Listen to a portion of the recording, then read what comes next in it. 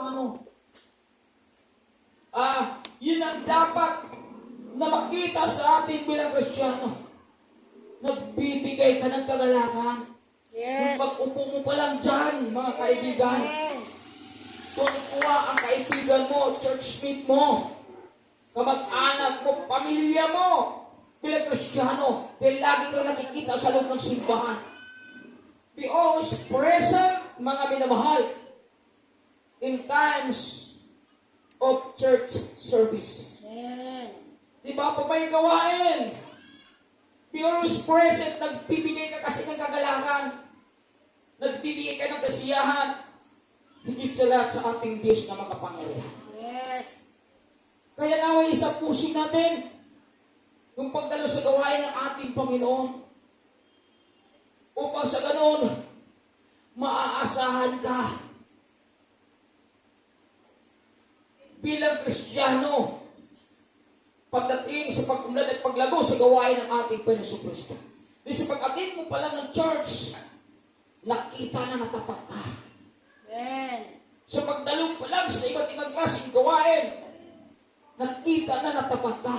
Amen. Kaya yung ipinapakita mong katapatan, yan ay nagpapatunay na isa ka sa mga Kristiyano na kaisa sa pag-unlad at paglawak sa gawain ng ating Panginoon. Sapagkat kapag bibigay ka ng inspiration sa kapwa mo, nakapagbibigay ka ng liwanag sa kapwa mo. Kaya mga kaibigan, huwag nating kalimutan ang pagsimba. Itanim natin sa ating puso ang pagsisimba. Dahil yun ang gusto ng Diyos na magbigay tayo ng kagalakan sa iba. Dahil ang ating Panginoon narito sa mundong ito upang magbigay ng kagalakan sa bawat isa sa atin. Upang makalakad tayo sa liwanag. Upang mapalakas tayo mula sa ating kahinaan. Upang mapagaling tayo mula sa sugat na mayroon tayo. Upang mabuhay tayo mula sa mga patay. At makapabuhay tayo na may kagalakan nung siya ay narito sa mundo ito. Ganda ang ipinapakita ng Panginoon. At bilang mga Kristiyano na tumatanggap sa Kanya, na may ma-adapt natin yung ipinapakita ng Panginoon. Magbigay din tayo ng kagalakan. Amen. Gamitin din natin ang ating buhay na pagdating sa pagsimba, liwanag ka. Pagdating sa pagsisimba, na kapag encourage ka, dahil lagi kang nandyan sa upuan na mayroon ka.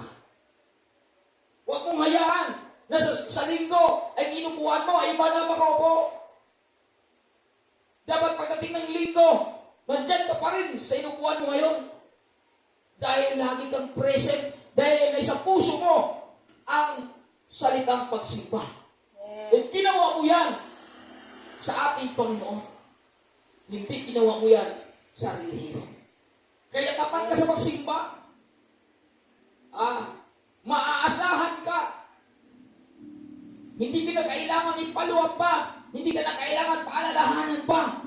Dahil yung salitang tapat ay nakatatak ka sa puso mo bilang Kristiyano na maaasahan sa gawain ng ating Panginoon Kristo. Palapakan natin ang ating Panginoon. Ika pa ng ating ipagkita. Dahil mga kaibigan, hindi na maganda ang takbo ng mundo. Ang dami ng mandaraya, manduluko. Yung iba, imbes na pumunta sa kabutihan, na pumunta sa kasamaan. Yung iba, imbes pumasok sa simbahan, napasok sa anumang kalayawan. At ayaan natin na bilang Kristiyano, maakay natin ang iba madalas sa gawain ng ating Panginoon. Kasi kung inuugali talaga natin lagi present sa gawain ng ating Panginoon, ako'y naniniwala yung mga kaibigan mo na ang believer, maging believer yan. Sapagkat lagi kayo nagsisimba. Yung sinabing lagi nagsisimba, may apoy ka na dyan. Yung lagi ka nagsisimba, may apoy ka na hindi lang usok na mayroon ka. Apoy na yan, mga kaibigan. Na yung lagi ka nasa loob ng simbahan, kahit may pinagdaanan na hindi maganda, pero yung pagsimba mo hindi pa rin nasisira. Apoy na. Galing sa Diyos ang mayroon ka dyan. Kaya asahan mo balang araw, yung mga unbeliever mo kaibigan, madala sa loob ng simbahan. Magulat ka. Bakit? Kasi nakita natin yung katapatan mo. At yun ang sinasabi ko, you are part to enlarge the kingdom of God. Dahil sa katapatan mo pagdating sa simbahan. Pagsimbahan. Kaya naging parte ka sa pag-ulan at paglago. Ang pag-ulan at paglago kasi sa gawain ng ating Panginoon, nakapag-encourage ka ng mga unbeliever. Diba?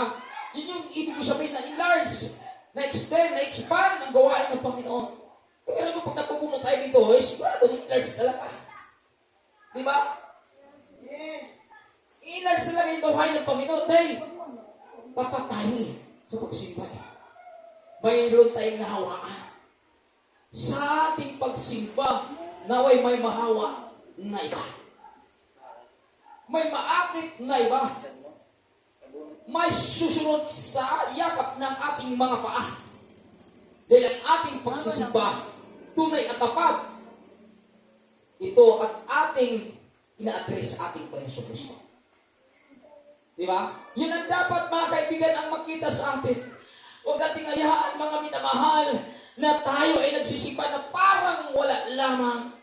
Mga kaibigan, ang pagsisimba na pagkahalaga na itinuturo ito ng banal na kasulatan.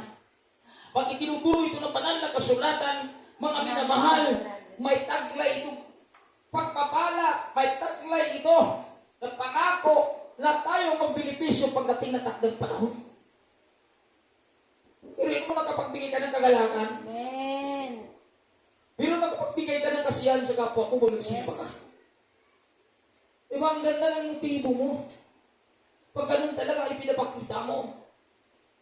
Kaya mga kaibigan, ugaliin natin. Bilang Kristiyano na makapagbigay ka ng kagalakan.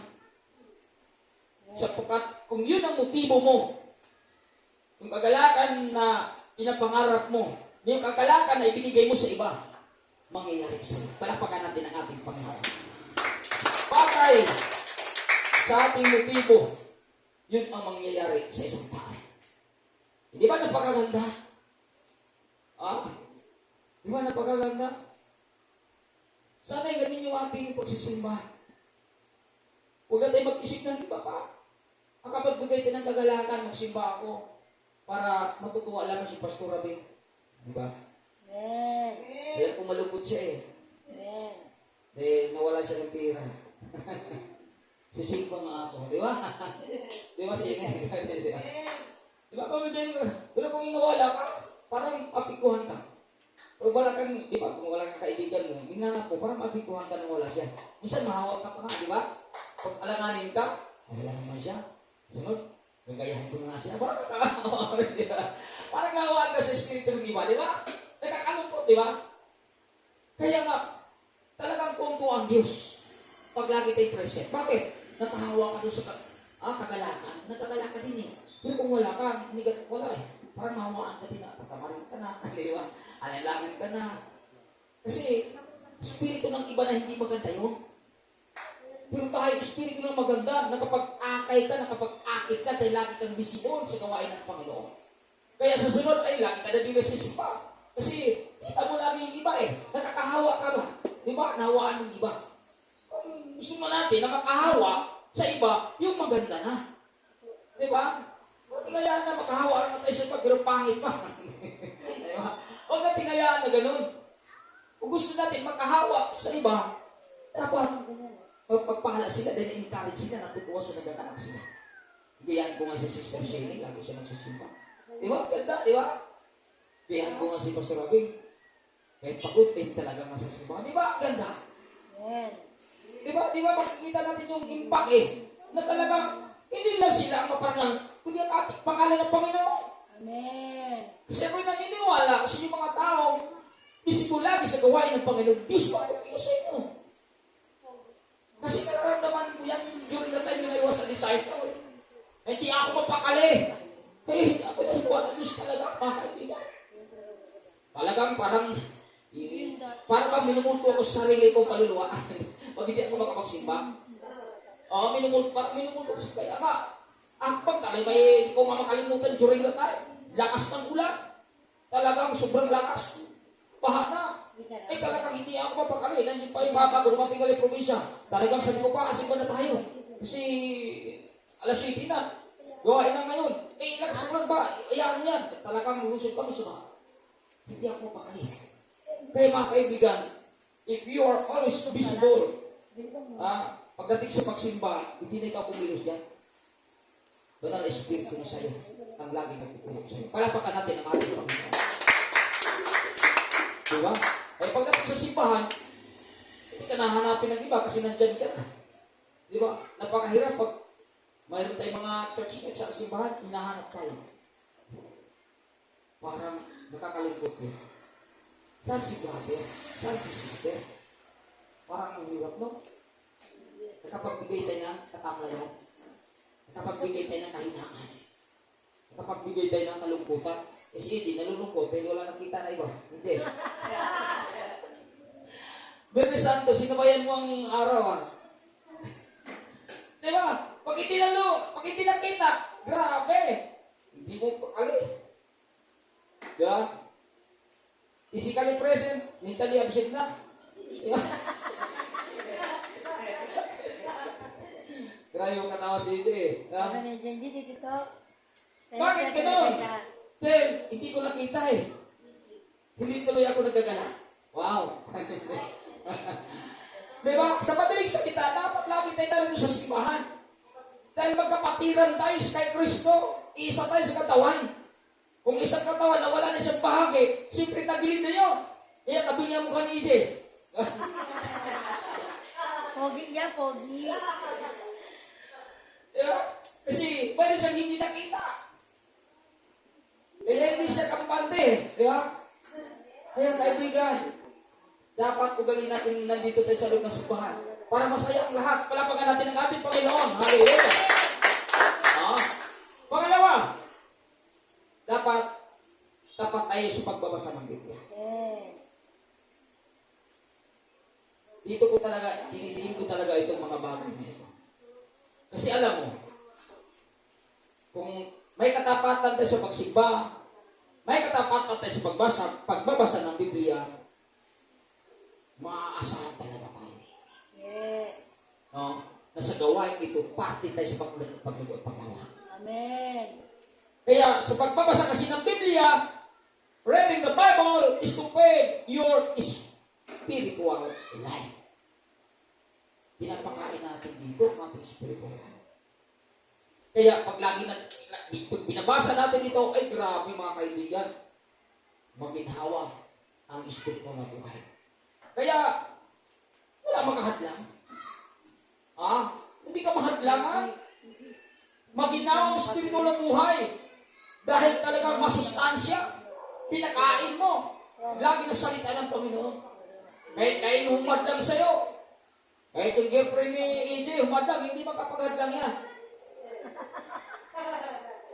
Kahit pinubulungan niya siya. Nagala tayo, huwag ka na sa loob ng simbahan. Kailangan ko na papunta ng simbahan dahil nagbabasa ko ng Biblia. Yes! Diba? Kaya nandito siya ngayon eh. Yes! Bakit mo na sabi yan? May Dahil dalawa. you're always reading the Bible. Yes! Hindi ka pwedeng maligaw sa iba. Nagbabasa ka ng Biblia lagi. Sundin mo ba yung kwento ng iba kaysa kwento ng Biblia na makatauruman at makapangyarihan na sumasayo? Hindi mo pwedeng sundin kwento ng iba. Sundin mo ang kwento ng Biblia. Bakit? Babad ka sa pagbabasa. Kaya malakas ang espiritu mo buhay kaya hindi ka pwedeng madayat ng iba. Palapakan natin ang ating Panginoon. Diba? Napaka-importante kayo nga sabi doon sa Katangosay chapter 1 verse 8, huwag mong kaligtaang basahin ang mga aklat ng kautusan. Biruin mo. Kaya nga, huwag mong kaligtaan para hindi ka madaya ng iyong kasintahan. Hindi. Huwag mong kaligtaan basahin ang Biblia para hindi ka madaya ng kasintahan. Kasi ang mandaray minsan yung kasintahan mo, magkala pag may tama ka dyan. Nako mga kaibigan, pag may tama ka sa kasintahan mo, yung Biblia, wala na talagang tama sa iyo. Kaya dapat, bago ka magtamaan doon sa kasintahan mo, dapat may tama ka sa Biblia. Kasi kung akitin ka man niya sa magandang salita, hindi ka pwede makuha. Palapakan natin ang ating Panginoon. Kuha ka man sa kanyang pambula. makuha ka man sa kanyang matatamis, ay maakit ka man sa kanyang matatamis na mga salita. Mga kaibigan, mas maakit ka pa rin. Mas lubos ka maakit doon sa salita na lagi mong binabasa. Dahil ito talaga ang buhay mo. Diba? Dahil ito talaga ang buhay mo. Kaya maakit man ang iyong kasintahan o nino man o sino man yan, hindi tatalab sa iyo yung pang-aakit niya. Kasi mas lalo kang naakit sa pagsunod sa kalooban ng ating Panginoon sapagkat lagi ka nagbabasa. Hindi na walang saysay ang pagbabasa mo. Mayroong impact na nakikita sa buhay mo pagbabasa mo. Bakit? Ipinaglaban mo ang pagsunod mo sa ating Panginoon kaysa pagsunod mo sa mga tao na minamahal mo. Diba? So, sino bang mas matimbang sa iyo? Ang Diyos na nagbibigay ng tamang kinabukasan o ang tao na walang alam sa maganda mong kinabukasan? Siyempre, Diyos, mga kaibigan, siya nag-arrange sa lahat sa ating magandang kinabukasan. Dahil makapangyarihan ang Diyos, mga kaibigan. Amen. Yung taong laging humahadlang sa iyo, pag hindi ka magpahadlang, balang araw, yung mga taong laging hadlang sa'yo, magulat ka na lang. Susunod na sa iyo. Amen. Magulat ka, bakit sumunod na siya? Dahil nung siya ay humahadlang, hindi ka nagpatinag sa pagkakababad ka sa pagkabasa ng Biblia. Masinunod mo ang salita ng Diyos kay salita niya. At balang araw, magulat ka, binabaliktad ng Diyos ang pagkakataon. Diba? Amen. Siya na mag-akay sa iyo. Simba na tayo. Wow! Palapakan namin ang ating Panginoon. Bakit nangyari yan? Dahil you are always ready to die. May kapangyarihan na nagbibigay yan ng kalakasan sa ating espiritual na buhay. Kaya walang pwedeng magtatagumpay sa iyo pagdating sa mundo nito. Lagi mo pa rin masunod ang kalooban. Kung ibang sabihin ito, pagkulay-kulay mo araw kami upang magpapatuwa ang lahat ng nasa doon. Sa ngayon, ito ang impact, maging masagana. Diba? Sagana. Ang impact, sagana ang ating espiritu ng buhay. Kaya sagana din ang ating paglilingkod. May mga humarter man, hindi yan magtatagumpay sa iyo. Amen. Sagana nga About sagana, abundance na blessing in their spiritual. Spiritual na blessing ito. Kaya paano makapagtagumpay sa iyo yung mga mundo? Hindi magtatagumpay yan Kasi nagbabasa ka araw-gabi. Minamahal. Sabi dito, magtatagumpay ka sa iyong pamumuhay. Pero hindi nagsagana kung di magtatagumpay pa. Di ba marami kasyado hindi nagtatagumpay. Hindi na pagtagumpay ng asawa, hindi na pagtagumpay kaibigan, hindi na pagtagumpayan ng sino man sa kakaligid sa kanyang buhay. Hindi talaga, hindi kasi babad sa pagbabasa ng Biblia. Kaya minsan hindi na pagtagumpayan yung kanyang encounter na hindi maganda. Sumasang-ay na siya. Bakit? Dahil sa madaling salita, hindi babad sa Biblia, babad lamang sa cellphone. Biblia. Babad na sa cellphone, wala na sa Biblia, delikado, critical na kaibigan. Kaya si Liji ngayon, babad na sa Biblia yan. Amen. Babad na sa Biblia, kahit anong pandaraya ng iba, hindi siya makuha. Paano? Babad sa Biblia. Magsisimba talaga siya. Yes. Susunod talaga siya. Maglilingkod talaga siya. Paano? Lagi nagbabasa ng Biblia. Yung pagsimba hindi namatay sa kanya. Yes. Diba? Mas pinakahalaga dito. Kasi lagi ako nagbabasa ng Biblia. Diba? Ang delikado lang, Christian. Kung ikaw ay laging nagbabasa ng Biblia, pero baka sinunod mo pa ang bulong ng iba. Bulungan ka lang ng iba na hindi maganda, sinunod mo na. Parang nadaya ka sa pagbabasa natin ng Biblia. Huwag natin hayaan. Kung tayo Kristiyano na Bible reader, kaibigan, pinakailangan na huwag tayong magpadaya. Kasi sayang yung ating binabasa kung madaya naman yung tayo pala. Paano natin masasabi na malakas ang ating spiritual? Kung nadaya pala tayo sa iba. O, tama kayo. Kung nadaya kayo, ipapatunay na may na ating spirito. At mayroon tayong pagkukulang sa pagkabasa. O baka nagbasa ka na lang. Parang comics yung pagbasa mo. Baka nagbasa ka na, napakabilis mo magbasa. Hindi ko kami nung unawa, binabasa mo. Hindi kasi sa pagbasa yan. Paano ba natin binasa ang Biblia? Yun ang tanong. Paano ba natin binigyan ng buhay ang Biblia pagdating sa pagbabasa? Binigyan ba natin ng buhay ang pagbabasa o naging habit na lang natin? Delikado po yung mga kaibigan. Bigyan natin ng buhay. Sa bawat pagbasa natin, dapat makarelate po tayo. Paano ba ako nakarelate sa talatang ito? Paano ko ba gawin ang talatang ito? Paano ko ba isabuhay ang talatang ito? Paano ko ba maramdaman ang talatang ito? Hindi ko ba? Paano ko ba gamitin ang talatang ito? Paano ko ba unawain ang talatang ito? At ang tanong sa sarili ko, huwag sa iba. Yes. Pag nagbabasa ka ng Biblia, sa'yo, ito, huwag sa iba. Hindi kayo, itong talatang ito, bagay ito kay brother kay sister. Hindi mo ba alala pa sa iba na? Amen. Di ba? Pag nagbabasa tayo ng Biblia, sa atin yun. Sabihin mo, sa akin yun. Sa akin yun. Sa atin yun. Kaya ka nagbabasa eh. Huwag mo iba to sa iba. Kung may nakita kang mali sa iba, sabihin mo, para ito sa kanya. Hindi mo pala alam na para sa iyo. Di ba? Sa atin yun, pag nagbabasa ka tayo. Para sa paglago natin, sa pagtunad natin, sa paglawa sa ating tunay na pagkakristyano. Kaya mga kaibigan, unawain natin. Sapagkat napaka-importante yung tayo po ay laging nagbabasa para mapalakas ang ating espiritu na buhay. Upang sa ganoon, tayo Kristiyano na magpapagupay. Napagtagumpay natin lagi yung kalooban ng Panginoon. Yes. Diba? Tandaan po natin, kailangan po natin mapagtagumpayan ang kalooban ng Panginoon. Sapagkat sabi sa aklat ng 7:21, hindi lahat natin tumatawag sa ating Panginoon ay papasok sa kaya ng langit. Kailangan sumusunod sa kalooban ng ating Panginoon. Diba? Sino yung kapasok? Sumunod sa kalooban. Kaya yung kalooban ng Panginoon talaga, dapat makuha natin eh. Hindi kalooban ng sarili natin. Hindi kalooban ng iba. Hindi kalooban ng mga mahal natin sa buhay. Kaya ang pagsunod yan eh. Diba? Pag nakita natin yung pagsunod, sabi ng isa, Panginoon, susunod ako sa iyo, pero huwag mo na ako sa amin. Sabat, ipaglibig ko ang aking tatay na namatay. Sabi ng Panginoon sa kanya, grabe. Hayaan mo ang mga patay na maglibig sa kanyang patay. Grabe sakit noon. Kaya mga kaibigan, hindi biro ang sinabi ng Panginoon sa lahat. Kailangan talaga sundin natin ang kanyang pagbubuhay.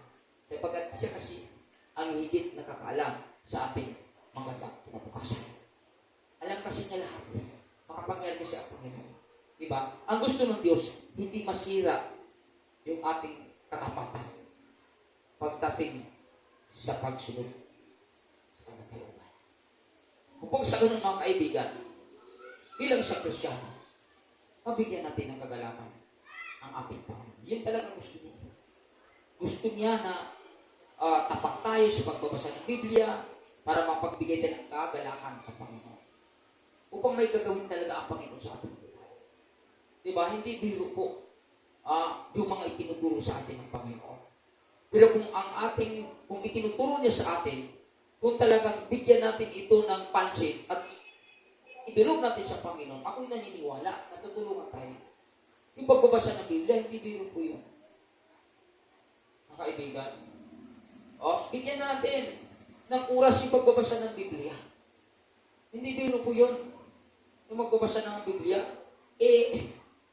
wala namang ipinangako sa Biblia na pagkatapos mo basa ay may pagpapala na nakahanda. Wala eh. Ang pagpapala kasi hindi po natin alam kung kailan darating sa pagbuhay.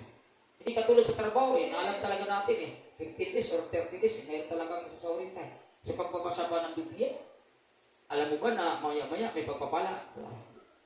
Diba? Kaya minsan yung iba, hindi na talaga nagbabasa ng Biblia. Kasi, ang sinusunod niya, pinakikita niya. Yun ang pinapriority ng ilan parang hindi pa babasa ng Biblia, pagkatapos basa, wala na mong masasawarin niya. Dito na lang ako kasi pagkatapos magtatrabaho, pagkatapos mag-ipon dito, sigurado pa na may masugit ako. Di ba? Yung iba kasi lumalakad na, batay sa kanilang nakikita. Hindi na sila lumalakad, batay sa hindi nila nakikita. Sa pagbabasa kasi lagi ng Biblia, you are living by faith. Hindi mo nakikita. Pero umaasa ka palang araw, ibabalik ng Diyos. Siksik-ligid, umaapaw. Di ba? Hindi mo nakikita. Hindi mo alam kung kailan. Di ba? Kaya mga kaibigan, kinakailangan lang yung pagbabasa natin ng Biblia. Laliman natin. Intindihin natin. Unawain natin. Magpatungo tayo sa Panginoon. Sabi ka sa Akatan sa Tiyago, sino mga kulang sa inyong karupungan, umintay sa Panginoon. Sapagkat sa kanas ang magbibigay at hindi na nanumpa. Di ba? Malinaw? Sa Tiyago chapter 1 verse 5. So malinaw doon mga kaibigan. Kaya intindihin natin ng maayos yung itinuturo niya sa atin. Napaka-importante na yung ating pagbabasa ay talaga i-priority natin. Sapagkat sabi dito sa aklat ng Mark chapter 4, hindi lamang sa tinapay na bumuhay ang tao, kundi sa bawat salitang namumutay sa bibig ng tao. Kaya, malinaw dito na ang tao ay hindi lang yung pagkain ordinaryo, kundi pagkain talaga sa spiritual. Kaya yung mga tao na talagang tapat pagdating sa pagbabasa, ay hindi talaga yung madaya sa mga pagkain ordinaryo lamang. Hindi talaga sila maluko sa mga pagkain ordinaryo lamang. Sapagkat tapat sila sa pagbabasa ng Biblia eh. Hindi ka mapainan ng pagkain para lumayo lamang sa paglilingkod sa Panginoon. Hindi ka masuhulan ng pagkain para lamang magrebelyon at lumayo sa paglilingkod. Di ba? Kasi nagbabasa, tapat ka sa pagbabasa. Naunawaan mo na masigit ang pagbabasa ng Biblia kaysa doon sa mga kailangan mo sa katawang panlupa. Kaya, kahit anong iupil sa'yo, hindi ka talaga madali. Yun yung epekto dun sa mga taong tapat na nagbabasa ng Biblia. Maaasahan na maging parte ka sa pagtunad at paglago sa gawain ng ating Panginoon. Kasi hindi ka napainan. Hindi ka pwedeng mapainan ng mga pagkain lamang. Iba kasi mapainan ng pagkain lang eh. Painan lang ng pagkain, wala na. Hindi mo na makikita sa loob ng simbahan. Painan ng pagkain, wala na. Hindi na nagbabasa ng Biblia. Painan na ng pagkain, hindi na. Hindi na sumusunod. Sa namumuna sa Kanya. Papakain lang pala. Kaya mga kaibigan, huwag natin tularan.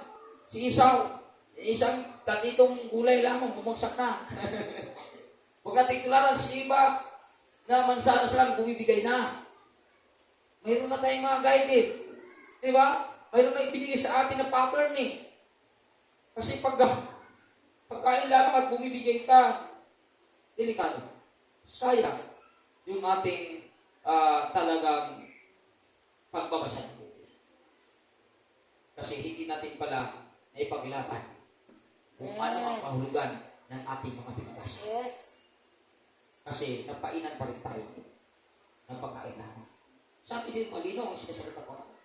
Hindi lang sa pinakay. Dapat ganun din ang ating isasagot. Kung inaakit ka na ng magandang pagkain, paborito na ba? Pagkain ang paborito mo.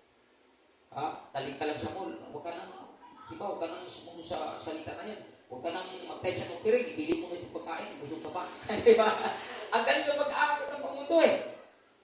Diba? Gutom ka, diba? Huwag ka nang grabe. Kaibigan. Nasa Biblia yan. Pero, kung kulang, kung wala kang katapatan sa pagbabasa ng Biblia, madaya talaga. Pero kung may katapatan ka, ay naku, hindi ka pwedeng madaya. Nasundin mo pa rin talaga yung binabasa mo. Hindi, nabasa ko pa sa Biblia. Di ba, mayroon ka talagang katwiran ay paglaban mo yung nabasa mo. Di ba? Kasi natututo ka, tapat ka sa binabasa mo. Kaya may paglaban mo, pagdating sa pandaraya sa mundo dito. Palapakan natin ang ating Panginoon. Hallelujah. Pangatlo, kung tayo ay maasahan bilang Kristiyano, bilang parte sa pagtundad at paglago sa gawain ng ating Panginoon, tayo po ay Kristiyano, mapanalangin. We are a prayerful Christian. Kasi pag tayo po ay prayerful na Christian,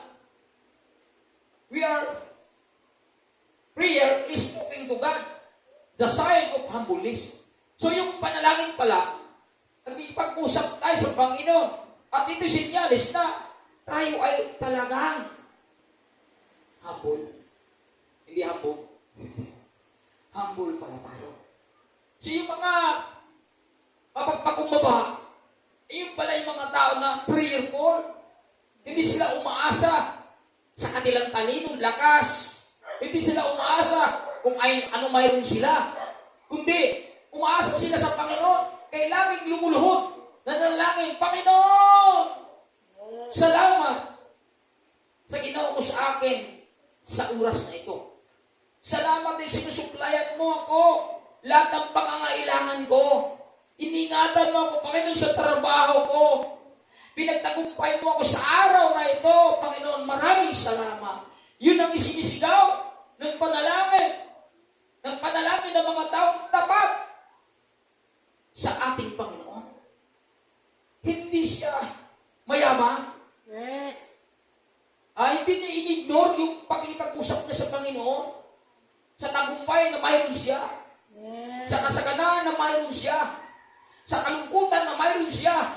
Ano mang pinagdaanan niya, maganda o hindi maganda, laging tapat siya. Pagdating sa panalangin, at tapat tayo pagdating sa panalangin, tayo'y Kristiyano na maaasahan bilang parte sa pag-unlad at paglawak sa kaharian ng ating Panginoon. Palakpakan natin ang ating Panginoon. Yes.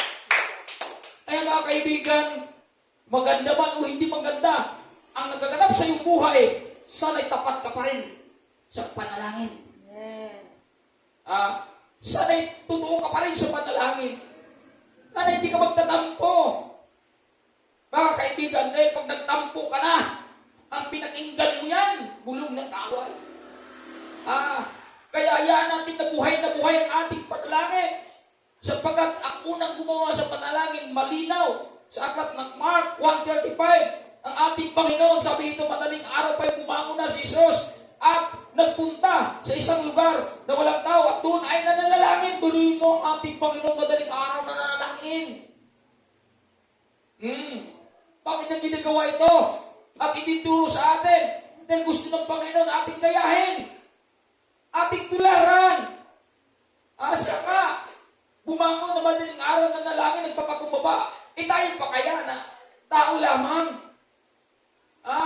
Sino ba tayo para hindi manalangin?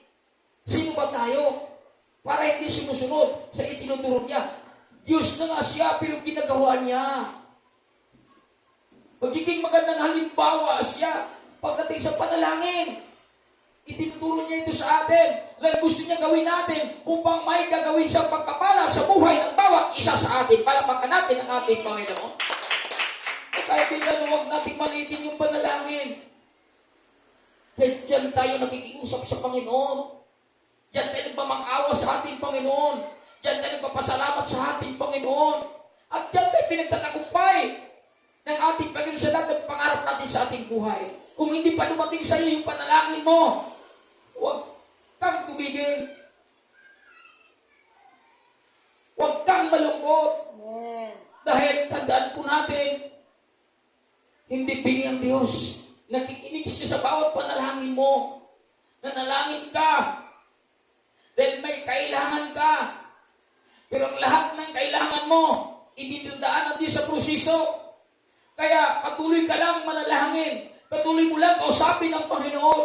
At pagpakita ng Panginoon na kahit nasa proseso ka, kahit may mga pinagdaanan ka, pero yung prayer life mo ay patuloy mo pa rin ginagawa. Balang araw, ano mang hiling mo sa panalangin mo, magulat ka na lang, ibibigay niya sa iyo. Palakpakan natin ang ating Panginoon.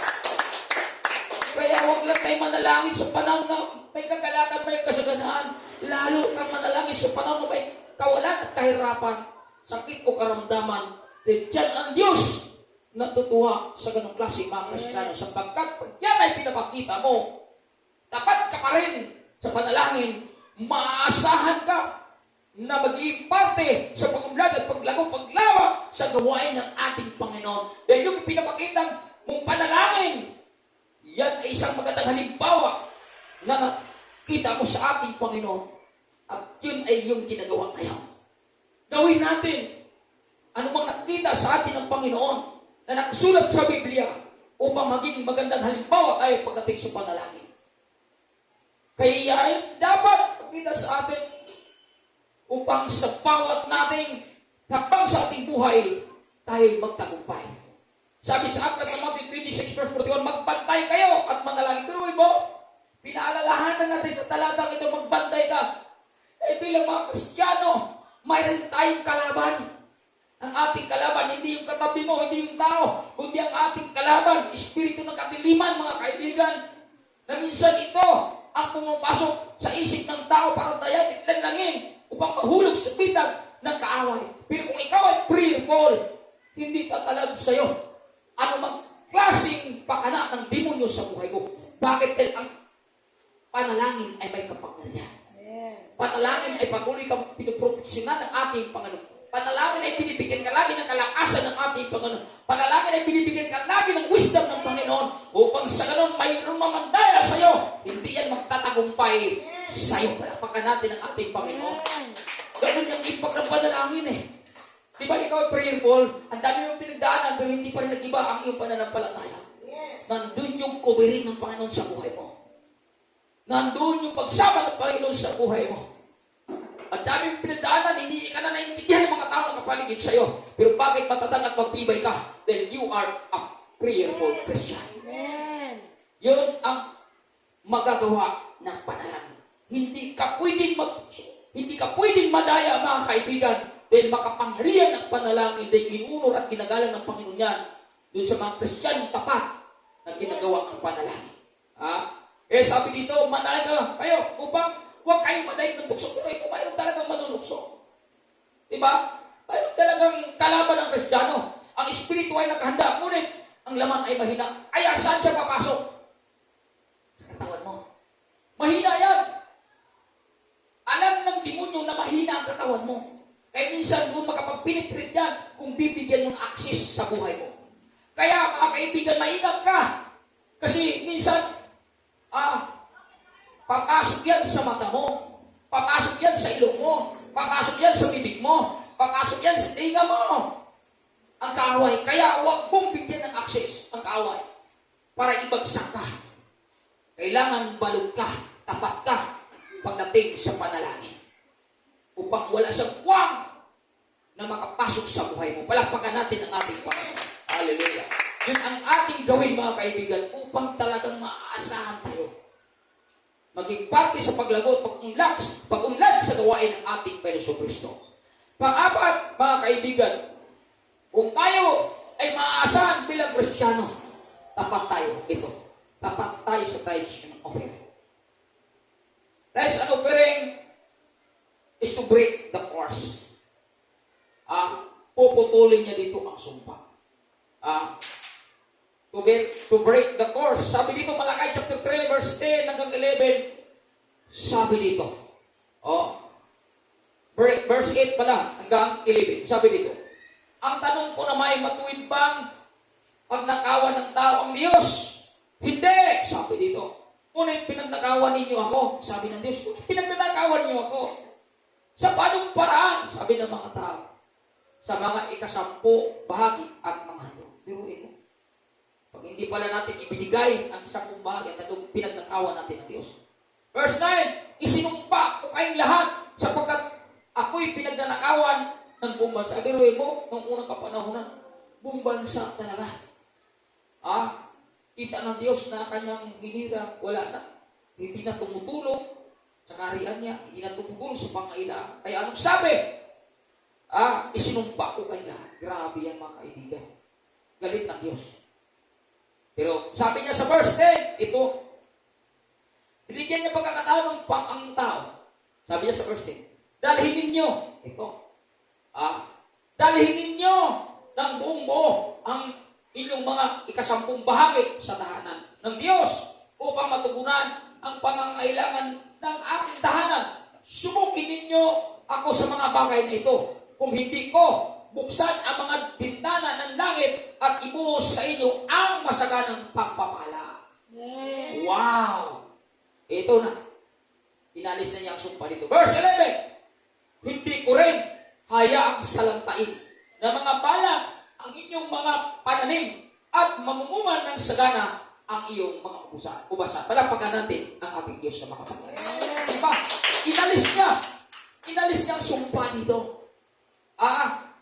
Undo sa umpisa, talagang dinadayas niya ng buong bansa sa kahit siya nupirin. Hindi nagbibigay ng tulong, pero binigyan na ang tao ng chance, pagkakataon, para maalis ang sumpa. At nung naalis ang sumpa, wala nang salot. Sabi, hindi ko na hayaan sa lantay, sapagkat ang tao ay tumutugon na sa pangusap ng Panginoon. Kaya, mga kaibigan, ano ang pinagdaanan natin na hindi maganda? Yun kasi ay sumpa, pagtawagin. Kung gusto natin maalis doon, ito pala ang solusyon. Biblia nagsabi, mga kaibigan, subukan ninyong gawin ito. Di ba sabi dito? Subukan ninyo. Bakit hindi niyo ko susubukan gawin?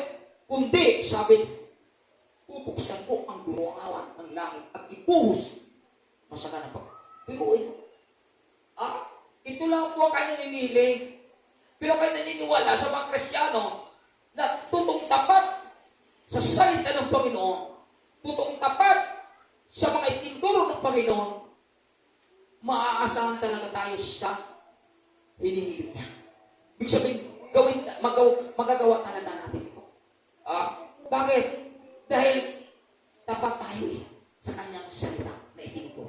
Lord, tapat ako dito dahil umaasa ako, Panginoon, na ang mga pangako mong ito ay mangyayari sa akin pag ginagawa ko ang itinuturo mo sa akin. Maalis ang sumpa. Grabe mga kaibigan. Yun na pala ang gamot eh. Inaalala ko tuloy dati si Pastor Chris. Sabi niya, grabe, yung siya, pabalik-balik ng hospital. Pero, yung nagbigay sila, yung pampaisa ng doktor, talagang ginamit nila para ibigay sa gawain ng Panginoon. Grabe, hindi na siya natuloy. Pinagaling siya. Ganun pala kakapangyarihan ang pagbibigay. Kasama pa rin. Si Biblia pala nagsabi, aalisin ko na ang salot. Ang gusto lang dalhin ninyo ang buong buo, ang iyong mga 10 bagay sa tahanan ng Diyos upang matugunan ang pangailangan. Di ba? Grabe pala itong kakapangyarihan. Kaya lilitaw talaga ang kapangyarihan. Sabi niya, subukan niyo gawin mga bagay ito. Kung hindi kubuksan ang mga bintana sa langit at ibuhos sa inyo ang masagalang pagpapala. Palapakan natin ang ating Panginoon. Amen. Grabe, pinutol ng Diyos ang sumpa sa isang tao na tumutugon sa mensahe. Diba? Mahirap ito gawin yung sa mga taong hindi talaga tapat pagdating sa salita ng Panginoon. Pero pag tapat tayo sa salita ng Panginoon, hindi ito mahirap. Bakit? Naniniwala tayo na may kapalit ito, na higit na pagpapala, na pangako ng ating Panginoon na aalisin na niya anumang salot na ating kinakaharapin. Palapakan natin ang ating Panginoon. Hallelujah. Kaya mga kaibigan, sana po, maintindihan natin yung ating pinag-aralan. No? Una, ano po yung una natin pinag-aralan? Kung tayo maaasahan, Honest. tayo ay, yun ang ating talagang unaman. Na pag maaasahan tayo, tapat tayo. No? Tapat tayo sa una, pagdalo. Pangalawa, tapat tayo sa pagbabasa ng Biblia. Pangatlo, tapat tayo sa panalangin. Pang-apat, tapat tayo sa ng operang o pagbibigay. So, itong mga bagay na ito na dapat makita sa atin upang sa ganun, maaasahan tayo bilang Kristiyano, bilang parte sa paglago sa kaharian natin. Kasi once mag-apply natin ito sa ating sarili, sinyalis yan mga kaibigan, na lubos-lubos ka ng pagpapala ng Panginoon pagdating sa spiritual ng buhay. Kasi hindi magagawa ng isang Kristiyano ito kung hindi ka pinagpapala spiritual. Kasi, ang unahin mo pa rin yung physical mo. Di ba? Kung hindi ka pinagpapala spiritual, magagawa mo ba ang mga mensahe ito? Laban mo. Pero pag magagawa mo ang lahat na ito, sinyalis sa pinagpapala ka na spiritual. Tapat ka sa lahat ng ito. At dahil dyan, maging parte ka talaga sa pagkawag sa kawan natin. At lahat ng hinihiling mo, mangyayari ko. Pagdating ng tagdag Panginoon. And all these things shall be added unto you. Bago darating yung mga inasahan mo, may digmaan ang pinakaharap mo. Ang digmaan ito, maging tapat ka lang sa mga itinuturo ng Diyos sa iyo upang magtatagumpay ka. Palapagan natin ang ating Panginoon. Lahat din ay tumayo upang manalangin sa pagtatapos sa gawain ng ating Panginoon. Lord, maraming salamat sa panibagong kapahayagan ng Panginoon. And our Lord, magagawa namin ito. Na maging tapat kami, Panginoon Diyos, upang maging parte kami sa pagmulat at paglawak sa iyong gawain, Lord. Bilang kabahagi ng iyong katawan. Tulungan mo kami magampanan namin ang aming tungkulin bilang sa tunay na believer, Panginoon.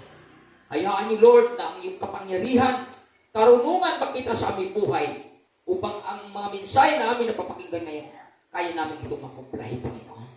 Lord, wala kaming magagawa kung wala ka sa amin. Kailangan kami nagpapakumbaba, humihingi sa iyo ng pabor. Sapagkat kung wala ka, wala kaming magagawa. Kaya Lord, tulungan mo kami, Panginoon, na mamintin namin ang aming pagsimba. Mamintin namin, Lord, ang pagbabasa ng Biblia. Mamintin namin, Lord, ang aming panalangin. Mamintin namin, Lord, ang aming tithes and offering. Nang sa ganun maluwalhati ka namin habang kami nabubuhay sa mundong ito. Nang sa ganun, Lord, tunay, Panginoon, makikita ka sa aming buhay. Dahil din aming pangarap, Lord, na habang kami narito makikita ka sa aming buhay. At alam namin mangyayari ito. Dahil yun ang desire namin, Panginoon. Nagsisikap kami, nagtitiis kami, nagsasaga kami, Panginoon. Dahil gusto namin, Lord, ano bang itinuturo mo sa amin, ay mag-comply namin, Lord.